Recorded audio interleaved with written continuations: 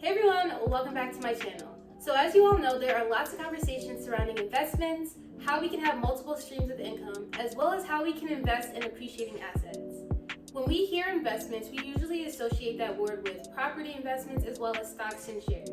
But today's video is going to be targeting a different type of investment, one that you can find laying around in your closet. Let's get into it.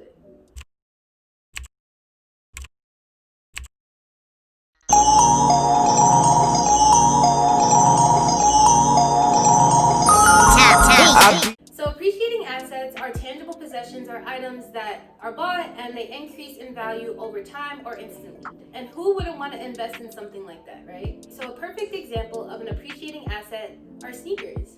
When you really think about it, whenever you buy a sneaker and you want to resell it, you never sell it for retail. You always sell it for a higher price that may be 2 or 3 folds of the initial price. And honestly, it is so surprising how lucrative the reselling market is right now. So the type of sneakers that I'm talking about are not the sneakers that you want to keep forever. These are the sneakers that you have bought with the intent to sell. And just a disclaimer, there is nothing wrong with trying to just grow your collection. I do it too. I honestly do not see myself selling all of the sneakers that I have. But again, this video is tailored to how you can use sneakers as another stream of income. So the reselling market is so unpredictable and there's a high amount of uncertainty. Not every shoe will have an outstanding return on investment. But with that being said, scared money don't make no money. So if you are trying to get into the reselling business or the reselling market, you're going to have to understand that you are going to fail at times, but you're also going to win at times too.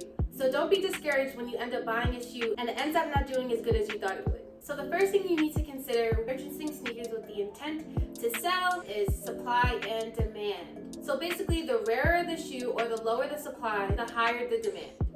And that doesn't go for every single shoe. I'm talking about the shoes that people want. So actually, when you think about supply and demand, think about it as how limited the shoe is with regards to how many people want the shoe.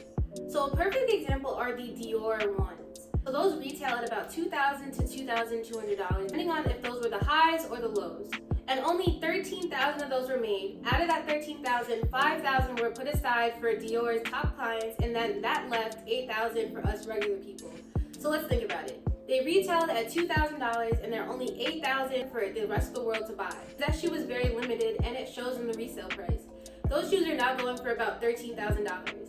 So the profit on that is crazy. That's an $11,000 profit. Outside of supply and demand, you just really need to watch the trends. So a couple things that I've noticed over the past years are that collabs are doing great. The Off-White and Jordan collab, the Travis Scott and Jordan collab, the Dior and Jordan collab. Those are the sneakers that are selling for the most right now. The collabs haven't really failed lately. And so if you can get your hands on an Off-White or a Travis Scott, I feel like those are gonna give you a really good return on your investment. So if it's not a collab, what can you really look for? So you should look for timeless shoes. Shoes that lean more towards like the neutral colorway, they're not so outlandish. You wanna go for something like the Mochas, something like the Royals, the Breds, Chicagos.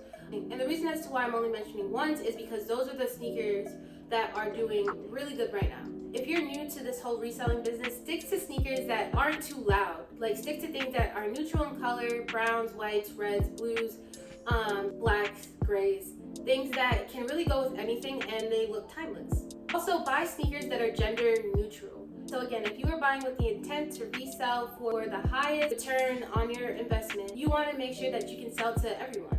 So don't just get a sneaker that doesn't even come in men's sizes. So just make sure that you're open and you're considering all types of people. Another thing you want to look at is if the sneaker that you're considering buying and reselling has dropped in the past. So we know that the Royals have dropped multiple times in the past, the Breds have dropped multiple times in the past, as well as many other Jordans.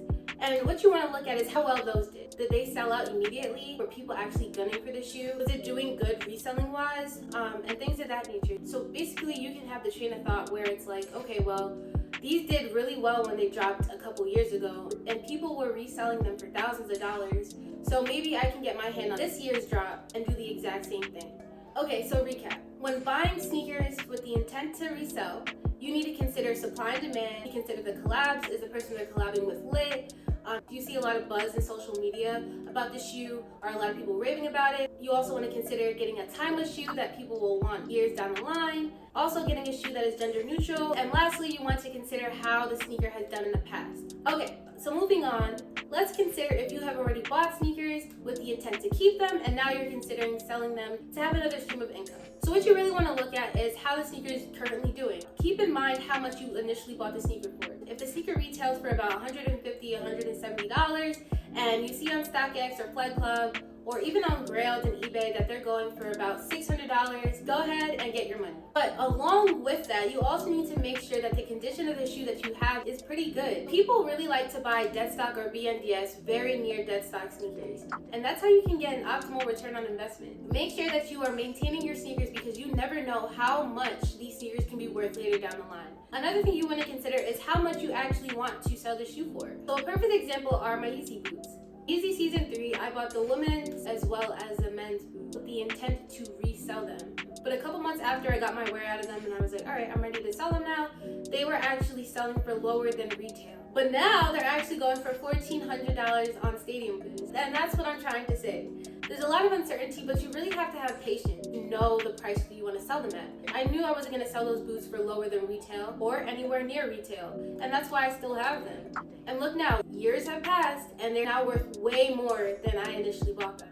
So the last thing that I really leave you guys with is it is a-okay to have a sneaker collection and to buy with the intent to keep and grow your collection only. But it's also okay to buy sneakers and resell them as well. I personally am not a fan of people buying in bulk to resell. I think it's a little unfair to each their own. If that's how you eat, that's how you eat. This video is more so intended just to educate you guys on how sneakers are actually more valuable than you think they are. Just stay positive, be optimistic, and always try again even if you lose. This is an unpredictable market and it can be a guessing game at times, and I know it can get frustrating, but just keep your head up and keep trying and trying again. And also, this is all based off of my opinion and my research. So if you are a person who solely believes that sneakers are not a good investment, it is okay to think that too. We are all entitled to our own opinions. And yeah, I'll just leave you guys with that. Thank you guys for watching my video. Please don't forget to like, comment, and subscribe. And I will see you guys next week. Bye guys.